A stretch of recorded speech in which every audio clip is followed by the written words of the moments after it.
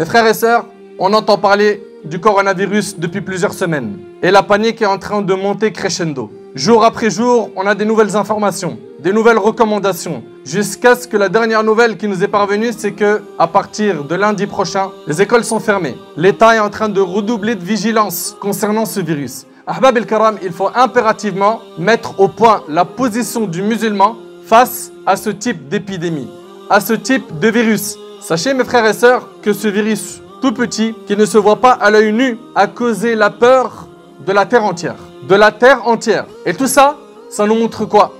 Ça nous montre à quel point nous, les humains, nous sommes faibles. Nous qui aujourd'hui avons une médecine développée. Nous qui aujourd'hui avons beaucoup de connaissances. Allah tabaraka wa ta'ala, par ce virus, il nous rappelle vous n'avez eu que peu de science. Vous n'avez que peu de savoir. Mes chers frères, mes chères sœurs, Allah tabaraka wa ta'ala a envoyé ce virus. Et ce virus a causé la panique chez beaucoup de gens. Et quand il y a des catastrophes, quand il y a des épreuves qui nous tombent dessus, quand les bienfaits d'Allah subhanahu wa ta'ala disparaissent, quand l'épreuve s'intensifie, il faut impérativement se remettre en question. Pourquoi? Parce qu'Allah tabaraka wa ta'ala nous dit dans le Coran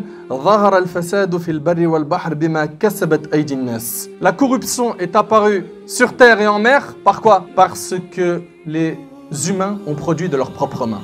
C'est-à-dire qu'en réalité, les épreuves que nous vivons sont le résultat de nos actions, de notre relation avec Allah subhanahu wa ta'ala. Ali ibn Abi Talib radiyallahu anhu, 4e calife de l'islam, a dit Ma nazala bala'un illa bidhamb. L'épreuve ne descend que par le péché et l'épreuve ne disparaît que par un repentir. À nous de revenir vers Allah subhanahu wa ta'ala. Que chacun d'entre nous se remette en question. Où j'en suis avec Allah subhanahu wa ta'ala? Est-ce que je me plie à tous ses ordres ou non? Est-ce que j'ai oublié Allah ou non? Est-ce que je me suis égaré dans les passions illicites ou non? L'épreuve ne descend que par le péché et ne disparaît que par le repentir. Mes frères ainsi que vous, mes sœurs, sachez qu'on a grandement besoin d'istighfar, de demande de pardon. De demande de pardon, car la demande de pardon peut faire disparaître les soucis, les épreuves que l'on vit. Allah tabaraka wa ta'ala nous a recommandé l'istighfar dans plusieurs versets. فَقُلْتُ اسْتَغْفِرُوا رَبَّكُمْ إِنَّهُ كَانَ غَفَّارًا يُرْسِلِ السَّمَاءَ عَلَيْكُمْ مِدْرَارًا وَيُمْدِدُكُمْ بِأَمْوَالٍ وَبَنِينَ. Al-Aya. Allah subhanahu wa ta'ala il dit implorez le pardon de votre Seigneur. Il est grand pardonneur. Pourquoi? Pour qu'il fasse descendre des pluies abondantes des cieux. C'est-à-dire que quand il y a une sécheresse, l'istighfar ça fait descendre la pluie. Mais c'est pas tout. وَيُمْدِدُكُمْ بِأَمْوَالٍ وَبَنِينَ. Il vous accorde des biens et des enfants. Tu n'as pas d'enfants jusqu'à maintenant? L'istighfar. Tu veux de l'argent, des biens? Tu veux plus de rizq? À l'istighfar. Tu veux que l'épreuve disparaisse? L'istighfar. Omar radiallahu anhu, il dit, nous avions deux choses qui nous mettaient en sécurité du châtiment d'Allah. Une parmi ces choses est partie, c'est le prophète sallallahu alayhi wa sallam. Et la deuxième chose qui est restée, c'est l'istighfar. C'est le fait de demander pardon à Allah subhanahu wa ta'ala. Et Ali ibn Abi Talib radiallahu anhu, il a dit Al-ajabu mimman yahliku wa ma'ahu an-najah. Qui est étrange l'affaire d'une personne qui périt alors qu'il a la solution pour trouver le salut. Et on lui a dit Wa ma hiya. Et quelle est cette solution? Comment est-ce qu'il peut trouver le salut? Il a dit al-istighfar, le fait de demander pardon à Allah subhanahu wa ta'ala. Il ne faut pas sous-estimer ces solutions. Il faut impérativement que vos cœurs soient sensibles à ces textes et les prendre au sérieux et les mettre en pratique. Al-istighfar, le fait de demander pardon à Allah subhanahu wa ta'ala. Notre bien-aimé Muhammad sallallahu alayhi wa sallam, il demandait pardon à Allah subhanahu wa ta'ala dans certaines versions 70 fois par jour et dans d'autres 100 fois. Mes frères et sœurs, prenez en compte 2 points pendant cette épreuve. 1, c'est qu'il faut impérativement prendre ses précautions et faire les causes. Al-akhdhu bil asbab. Faire les causes, ça veut dire quoi? Ne pas s'exposer aux endroits où il y a un danger. Ne pas aller dans un endroit où on sait qu'une personne est touchée du coronavirus. La personne qui est touchée de cette maladie, qu'elle ne sorte plus, car en sortant, elle va contaminer autrui. Donc il faut faire les causes pour neutraliser ce problème. À notre échelle, chacun d'entre nous, on a énormément de choses à faire et on va les évoquer. Déjà, 1, ne te rends pas dans un endroit où tu sais qu'il y a potentiellement ce danger. Les endroits où il y a beaucoup de monde. Les endroits où on sait qu'il y a le coronavirus. Deuxième point, c'est s'en remettre à Allah subhanahu wa ta'ala. On a pris nos précautions.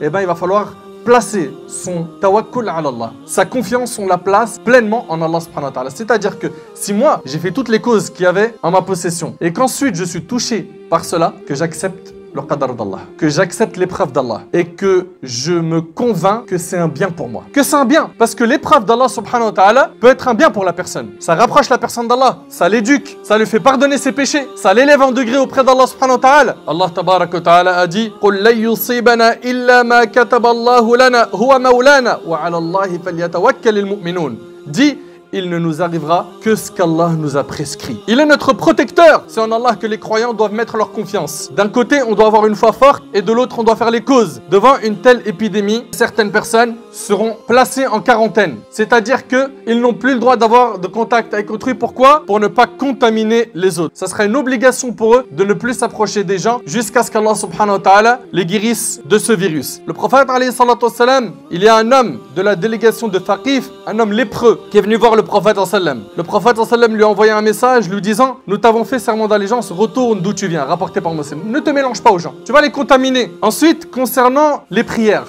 obligatoires, les prières de Jumu'ah, vous l'avez vu et vous l'avez entendu. Il y a beaucoup de mosquées par précaution qui ont préféré fermer leurs portes. Et ça, religieusement, c'est autorisé. Ibn Abbas, dans Sahih Muslim, il a dit à celui qui faisait l'adhan: fais le adhan. Et quand tu arrives à Hayya ala salah, Hayya ala falah, ne dis pas Hayya ala salah, c'est-à-dire venez à la prière, venez à la réussite. Non, mais dis Sallu fi buyutikum, priez chez vous. Et les gens ont été étonnés. Et ils ont renié ses propos. Et là, il leur a dit: vous êtes étonnés de ce que je suis en train de dire? Sachez que celui qui est meilleur que moi l'a déjà fait. Et il parlait ici du prophète sallallahu alayhi wa sallam. Pourquoi? Parce que c'était un temps de forte pluie et il y avait de la boue partout et c'était vraiment quelque chose qui mettait les musulmans dans la gêne. Donc si pour une forte pluie qui ne va pas porter atteinte à la vie d'une personne de manière générale, une forte pluie est une cause qui permet à la personne de ne pas prier le Jumu'ah et donc de prier chez lui 4 rak'at de dhuhr, qu'en est-il d'un endroit où il y a maintenant un danger potentiel, ce virus qui peut amener une personne à mourir? Vous vous imaginez un petit peu? Donc aujourd'hui, il y a certaines mosquées qui sont encore ouvertes, qui attendent l'évolution des choses. D'autres, par précaution, ont préféré fermer. Quoi qu'il en soit, vous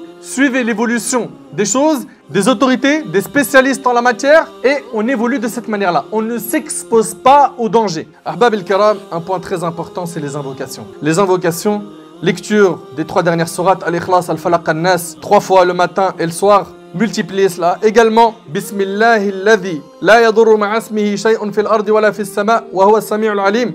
3 fois le matin, 3 fois le soir. Ça signifie au nom d'Allah, nul ne peut nuire en présence de son nom, ni sur terre, ni dans le ciel, et il est l'audient et l'omniscient. Également, A'udhu bi kalimatillahi tammati min sharri ma khalaq. C'est rapporté par Muslim. Celui qui dit ça, aucun mal ne le nuira.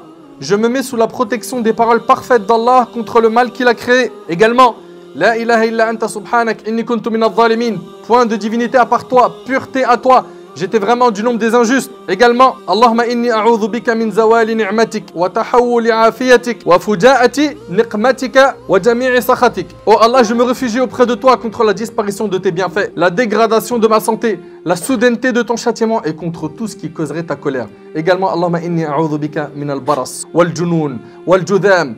Oh Allah, je me réfugie auprès de toi contre la dépigmentation, la folie, la lèpre et les mauvaises maladies. Il y a également le dhikr. Yunus alayhi salam qui s'est retrouvé dans le ventre du poisson. Allah subhanahu wa ta'ala il dit Falawla annahu kana min al-musabbihin. C'est parce qu'il était du nombre de ceux qui faisaient tasbih et glorifiaient Allah.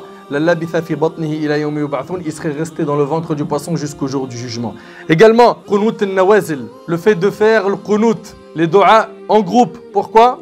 Pour qu'Allah subhanahu wa ta'ala fasse disparaître ces catastrophes. Le repentir, la droiture, se rappeler la mort, se rappeler qu'il y a pire que ce virus, le châtiment d'Allah subhanahu wa ta'ala. Après la mort, ahbab al-kiram, c'est très douloureux. Et rien que le moment où il y aura le tremblement de terre avant le jour du jugement, c'est un moment terrifiant. Que chacun d'entre nous pense à tout cela. Et quelques précautions très rapides, quand tu éternues, fais attention à mettre ton coude devant ta bouche, se laver les mains régulièrement. Faites attention à ne pas vous exposer sans nécessité dans les endroits où il y a trop de monde, ne pas serrer la main. Évitez les contacts physiques en cas de symptômes d'état grippal. Quand vous avez une fièvre ou que vous commencez à trop tousser, n'allez pas à l'hôpital, il est possible que vous contaminez quelqu'un. Appelez le 15. Appelez, demandez qu'est-ce que je dois faire. N'allez pas contaminer les autres. Évitez de visiter les personnes âgées sans nécessité. S'il y a une nécessité, allez-y. Et continuez à invoquer Allah subhanahu wa ta'ala, car Allah tabarak wa ta'ala, lui qui a fait descendre cette épreuve, c'est lui azza wa jal seul qui la fera disparaître. Allahumma arfa' anna hadha al-bala. Allahumma ya rabbi nas'aluka al-'afwa wal-'afiya fi dinina wa dunyana. Allahumma ihfazna min kulli shar. Allahumma inna nas'aluka an tasturna fawqa al-ard wa tahta al-ard wa yawm al-'ard 'alayk. Allahumma jannibna al-fitan ma dhahara minha wa ma batan. Allahumma arina al-haqqa haqqan warzuqna ittiba'ahu wa arina al-batila batila warzuqna ijtinabah.